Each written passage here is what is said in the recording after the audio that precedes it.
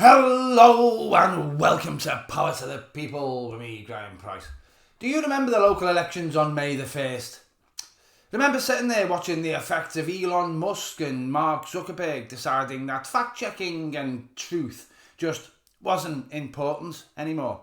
Watching what happens when the media totally ignores parties with over 70 MPs but cream themselves in right-wing ecstasy every time Nigel Farage utters a word. Finding out what completely uncritical and often dishonest reporting of what the most racist, corrupt and disgustingly stupid people to ever take office can lead to in terms of local election results. I do, but what I mostly remember is Reform MP Sarah Pochin winning her seat in the Runcorn Helsby by-election by just 6 votes. It's the smallest margin any MP has ever won by in history, and I expect it will be overturned when she inevitably does or says something so disgusting or racist that it causes a by-election and she loses a position. I wanted to give her a couple of months to let it get settled in, and I hoped that she would prove me wrong and be an excellent MP for the local area. Instead, she's spread racist misinformation, lied about crime rates, and seems to think she is the MP for an inner-city London borough, rather than a quite deprived, but overall, rather green, friendly and historical little town up north on the outskirts of Liverpool. Well, I think it's time we had a little chat about her, right after this. 'Tis Power to the People with Graeme Pryce, where sometimes he's naughty or nice. If you like the vibe, hit like and subscribe. But don't hit the like button twice. Thank you. Sarah Pochin or Pochin or Pokin or whatever. Who is she? How did she win a seat that was supposed to be one of the safest Labour seats in the country? And what has she done since? Well, let's just say that I live in Runcorn, and I have done for a long time, and I know exactly the type of people we really don't vote for around here. And it's Tories. We fucking hate Tories around here. Just as much as the people in Liverpool, 10 minutes down the railway tracks, do. Sarah Pochin, Pocklin, Goblin, whatever, is an ex-Tory. She was a Tory councillor before realising that even the Conservative Party wasn't quite racist enough for her and defecting to refuck. I can guarantee that a very large number of people in Runcorn wouldn't have dreamed of voting for a woman who used to be a Tory. But they didn't know that, did they? Of course they didn't. She doesn't describe herself on Twitter or Facebook as ex-Tory Sarah Pochin, and very few people bothered to find out anything about her before heading down to the voting booth for the first time in their lives to vote for anybody other than Labour or Conservatives because of all the lies and bullshit Reform had posted through the doors of every house in the area. I'm not just huffing the copium here. I know the area and I know the people very well. And I know that she won by 6 votes. Because it's really easy to find people here who know fuck all about politics. I always quite enjoy visiting the polling station when there is any kind of election, and I take note of the people around me and have a little chat with the staff. I've got to be slightly careful here because some of my local friends do watch my videos and I don't want to offend anybody. But I did see a very different kind of voter this time. Local elections always have a very low turnout, but you do generally find that the people who do turn out are people that are voting because they're interested in politics and they feel that it's their civic duty. Not so much this time though. While standing outside having a sly smoke, I saw quite a few people who looked like if their brains were dynamite, they wouldn't have enough to blow their hat off, strolling past. And we know who they were voting for, don't we? Massive wobbly ladies, paddling along in a prison of their own gluttony, can of Monster in hand, pushing a pram with a kid in it with a fucking big, veiny, massive white head. Unshaven, middle-aged men with a folded copy of the Daily Mail under their arm and a t-shirt with a lion on it, or a Union flag. Little old ladies popping in on their way to the charity shop to vote reform because that nice young Nigel tells it like it is. And they saw a Nigerian person on the bus last Wednesday. 40-something blokes who think they're the most informed that they've ever been in their lives because they read posts from Tommy Robinson on Facebook and Lee Anderson on Twitter for 4 hours every day before going to Wetherspoons for a hideously burnt mixed grill and a pint of piss-poor Stella. Actually, to be fair, the Wetherspoons in Runcorn is actually quite nice and the food's generally quite good. I'm generalising here. And I'm being a bit mean as well. But not as mean as the people who actually do know who and what Sarah Pochin, Pokin, Goblin, whatever, is. And they approved, though. Not as mean as the people who voted reform because they hate brown people, or they hate gay people, or they hate trans people. I will defend the people of Runcorn who just got conned by all this shite. But not the ones who knew what they were voting for. I live among them, and I'm ashamed. Deeply ashamed. The first thing Sarah Pogram decided to do when she got into the House of Commons was to stand up and suggest we should ban the burqa. I've lived in Runcorn for over 4 decades, and I've literally never seen a single woman wearing a burqa here. Not a single one.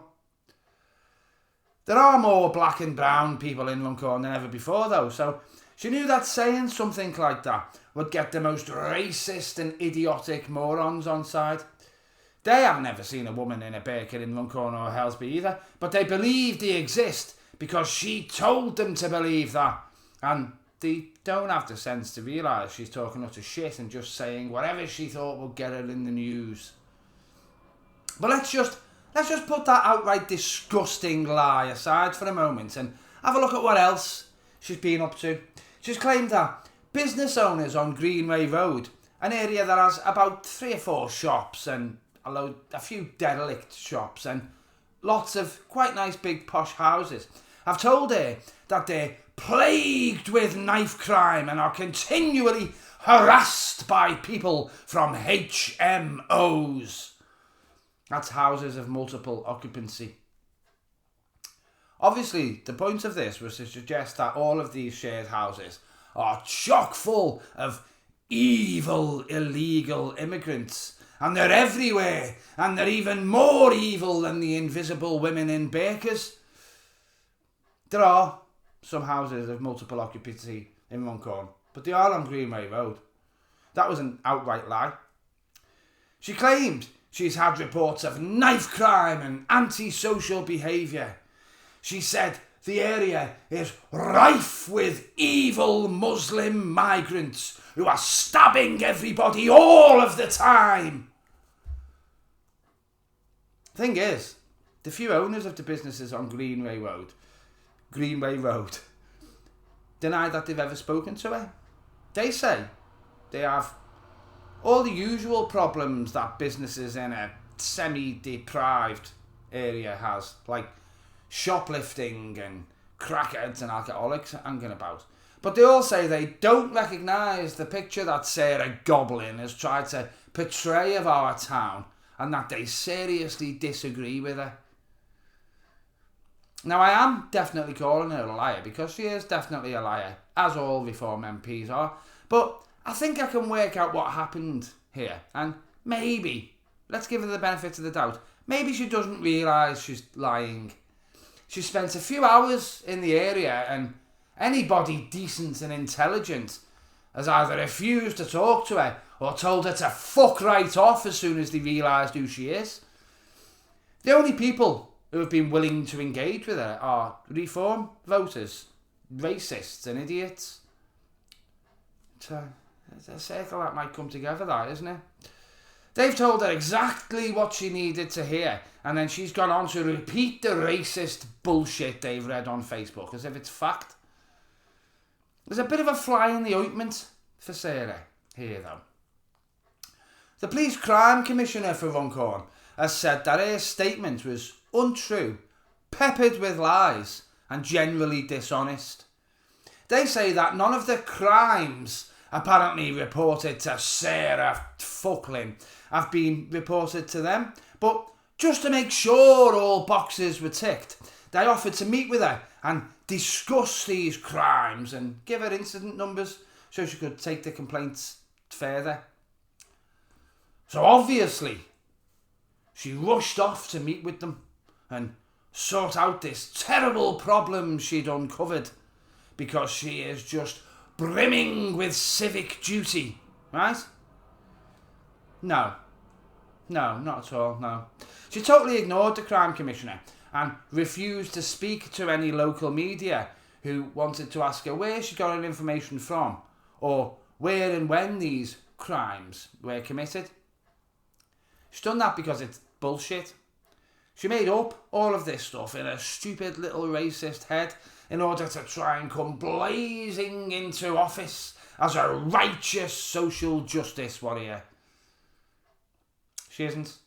She's a racist, dishonest liar who is trying to stir up racial hatred with lies and misinformation in a town that is already suffering after 14 years of Tory underfunding. Well done, Runcorn. Look what you've elected, you fucking disappointing dumbasses. Thank you for watching if you've gotten this far. Obviously, there is quite a bit more I could say, but in the interest of having a viable running time, I'll leave it there. I don't like to plagiarise too much. My channel is supposed to be about my views on things rather than just me sharing other people's views verbatim. But I think in this instance, we'll just finish with the final section on Slimy Goblin's Wikipedia page. It says, in July 2025, Pochin said she had received disturbing reports about incidents happening in a street in her constituency. However, residents of the street in question said the reports were untrue, and Cheshire Constabulary said it had received no such reports. A male resident of the street for 30 years said Pochin was trying to fulfil a personal agenda and accused her of scaremongering and hate-stirring while talking down the town that she was elected to represent. Another resident of the street for almost 40 years said that Pochin did not speak for her, and a resident of the street of 8 years said of Pochin, nothing that she said is real. Well, at least that's on a Wikipedia page so everyone can see it. But it does segue nicely into my request for your support if you'd like to help with the battle against bullshit. And you can find the links to PayPal, Patreon and the Buy Me a Coffee page, dishonestly procrastinating, in the descriptions box. And as always, the join button for memberships is below. Now that clearly isn't all I have to say. It's definitely not all I have to say about Sarah Pochin, Pochin, whatever. But it is as much of what I've got to say as I'm going to say today. Ta-ra-la.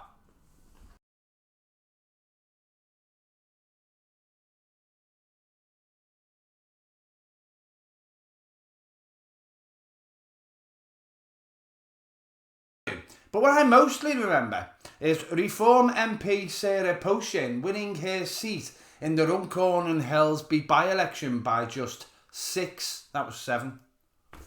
Jesus Christ, don't even know how many fingers I've got anymore.